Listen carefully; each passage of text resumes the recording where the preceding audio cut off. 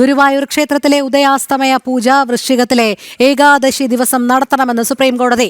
ക്ഷേത്ര പ്രതിഷ്ഠയുടെ ചൈതന്യം വർദ്ധിപ്പിക്കുകയാണ് തന്ത്രിയുടെ ചുമതല. ഭക്തരുടെ സൗകര്യം നോക്കി പൂജാ സമയം മാറ്റേണ്ടതില്ലെന്നും സുപ്രീംകോടതി ചൂണ്ടിക്കാട്ടി. എസ് നന്ദഗോപൻ ചേരുന്നു. നന്ദൻ, പറയൂ, ഗുരുവായൂർ ക്ഷേത്രത്തിലെ ഉദയാസ്തമന പൂജയുമായി ബന്ധപ്പെട്ടുള്ള സുപ്രീംകോടതിയുടെ നിരീക്ഷണം. രോഹിണി, വൃശ്ചിക മാസത്തിലെ ഏകാദശി ദിവസം ഭക്തരുടെ വലിയ തിരക്കുണ്ടാകുമെന്ന് ചൂണ്ടിക്കാണിച്ചുകൊണ്ടാണ് ഈ വൃശ്ചിക മാസത്തിൽ നടത്തിക്കൊണ്ടിരുന്ന ഏകാദശി പൂജ അത് തുലാമാസത്തിലേക്ക് മാറ്റുവാൻ വേണ്ടി ദേവസ്വം ബോർഡ് തീരുമാനിച്ചത്. ഇതിനെതിരെ ഒരു സ്വകാര്യ വ്യക്തിയാണ് സുപ്രീം കോടതിയെ സമീപിച്ചത്. ഈ വിഷയത്തിൽ ഇന്നിപ്പോൾ സുപ്രീം കോടതി വളരെ നിർണായകമായ ഉത്തരവാണ് ഇറക്കിയിരിക്കുന്നത്. ഇതിൽ വ്യക്തമാക്കുന്നത് ഈ ഉദയാസ്തമന പൂജ അത് വൃശ്ചിക മാസത്തിലെ ദിവസം തന്നെ നടത്തണം എന്നുള്ളതാണ്. വൃശ്ചിക മാസത്തിലെ ഏകാദശി ദിവസം തന്നെ ഈ പൂജ നടത്തണം എന്നുള്ള ഉത്തരവാണ് ഇപ്പോൾ സുപ്രീം കോടതി വ്യക്തമാക്കിയിരിക്കുന്നത്. മാത്രമല്ല, തന്ത്രിയുടെ ചുമതല എന്നുള്ളത് ക്ഷേത്രത്തിൻ്റെ ചൈതന്യം അല്ലെങ്കിൽ ക്ഷേത്രത്തിലെ ദേവൻ്റെ ചൈതന്യം വർദ്ധിപ്പിക്കുക എന്നുള്ളതാണ് തന്ത്രിയുടെ ചുമതല. ഭക്തരുടെ സൗകര്യമനുസരിച്ച് അല്ലെങ്കിൽ ഭക്തരുടെ സമയക്രമം അനുസരിച്ച് ഈ പൂജാക്രമത്തിൽ മാറ്റം വരുത്തേണ്ടതില്ല എന്നുള്ളതാണ് പ്രധാനമായി ഇപ്പോൾ ഈ സുപ്രീം കോടതി വ്യക്തമാക്കിയിരിക്കുന്നത്. മാത്രമല്ല, അതായത് തുലാമാസത്തിലെ ഏകാദശി ദിവസം ഈ ഉദയാസ്തമന പൂജ നടത്തുവാൻ വേണ്ടിയായിരുന്നു ദേവസ്വം ബോർഡ് തീരുമാനിച്ചത്. അത് നവംബർ 2-നാണ്. നവംബർ 2-ന് വേണമെങ്കിൽ ദേവഹിതം കൂടി അറിഞ്ഞ ശേഷം നവംബർ 2-ന് വേണമെങ്കിൽ പൂജ നടത്താം, ഈ ഉദയാസ്തമന പൂജ നടത്തിക്കൂ എന്നാണ് പ്രധാനമായും സുപ്രീം കോടതി വ്യക്തമാക്കിയത്. അതായത് നവംബർ 2-ന് ഉദയാസ്തമന പൂജ നടത്തിയാലും ഈ വൃശ്ചിക മാസത്തിലെ ഏകാദശി ദിവസം അതായത് ഡിസംബറിൽ വീണ്ടും പൂജ നടത്തണമെന്നുള്ള നിർണായക തീരുമാനമാണ് ഇപ്പോൾ സുപ്രീം കോടതിയുടെ ഭാഗത്തുനിന്നും ഉണ്ടായിരിക്കുന്നത്. നേരത്തെ ഈ ദേവസ്വം ബോർഡ് ഈ ദേവഹിതമൊന്നും തന്നെ നോക്കാതെ തന്ത്രിയുമായി ചേർന്നുകൊണ്ട് ഇത്തരത്തിൽ ഒരു നീക്കം നടത്തിയതിനെതിരെ വലിയ രീതിയിലുള്ള പ്രതിഷേധങ്ങൾ ഉയർന്നിരുന്നു. വലിയ പ്രതികരണങ്ങൾ ഹൈന്ദവ സംഘടനകളുടെ ഭാഗത്തുനിന്നും ഉയർന്നിരുന്നു. പ്രത്യക്ഷ സമരത്തിലേക്ക് ഹിന്ദു ഐക്യവേദി പോലും കടന്ന സാഹചര്യമുണ്ടായിരുന്നു.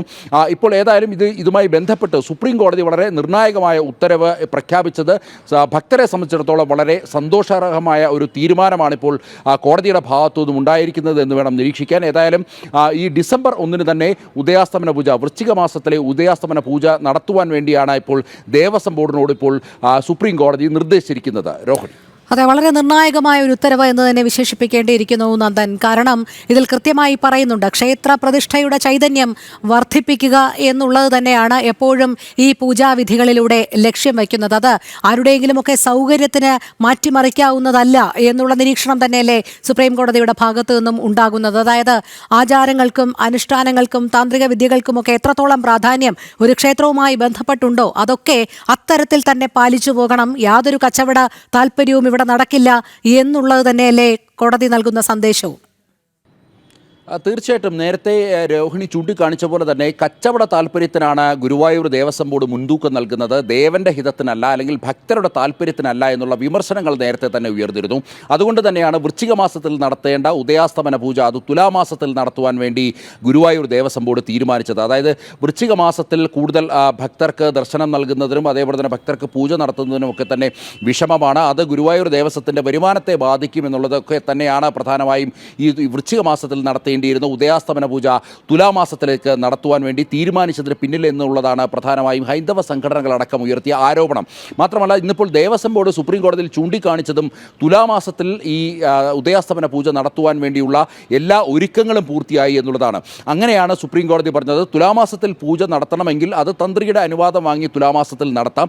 അതേസമയം വൃശ്ചിക മാസത്തിൽ നടത്തേണ്ട പൂജ അത് വൃശ്ചിക മാസത്തിൽ തന്നെ നടത്തണം എന്നുള്ളത് കൃത്യമായി തന്നെ സുപ്രീം കോടതിയുടെ ഭാഗത്തു നിന്നുമുള്ള ഒരു ഉത്തരവുണ്ടായിരിക്കുന്നു എന്നുള്ളതാണ്.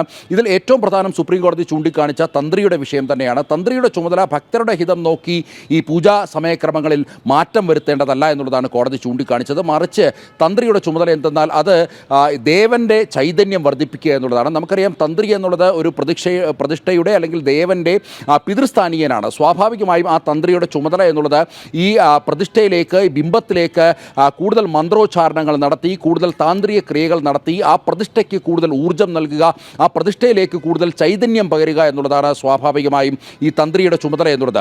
അങ്ങനെ ഈ തന്ത്രി നൽകുന്ന അല്ലെങ്കിൽ തന്ത്രി പകർന്നു നൽകുന്ന ഈ ചൈതന്യം തന്ത്രിയുടെ മന്ത്രങ്ങൾ ഉച്ചാരണത്തിലൂടെയും അർച്ചനയിലൂടെയും മറ്റും ലഭിക്കുന്ന ചൈതന്യം അതാണ് അവിടെ എത്തുന്ന ഭക്തരിലേക്ക് എത്തേണ്ടത്. ഇപ്പോൾ കോടതി ചൂണ്ടിക്കാണിച്ചത് ഭക്തരുടെ ഹിതമല്ല അവിടെ നോക്കേണ്ടത് എന്നുള്ളതാണ്, മറിച്ച് അവിടെ ദേവൻ്റെ ഹിതമാണ് പരിശോധിക്കേണ്ടത്. ദേവൻ്റെ ഹിതം എന്നുള്ളത് അത് വൃശ്ചിക മാസത്തിലെ ഈ ഏകാദശി ദിവസം നടത്തുക എന്നുള്ളതാണ്. കാലങ്ങളായി ഗുരുവായൂർ ദേവസ്വത്തിൽ അല്ലെങ്കിൽ ഗുരുവായൂർ ക്ഷേത്ര ക്ഷേത്രത്തിൽ അനുഷ്ഠിച്ചു പോരുന്ന ഒരു ക്രമം അത് തെറ്റിക്കാൻ അല്ലെങ്കിൽ അതിനെ മറികടക്കുവാൻ വേണ്ടിയുള്ള നീക്കത്തിന് ഗുരുവായൂർ ദേവസ്വത്തിന് ഇപ്പോൾ കനത്ത തിരിച്ചടി എന്ന് വേണം ഈ വിലയിരുത്തുവാൻ വേണ്ടി.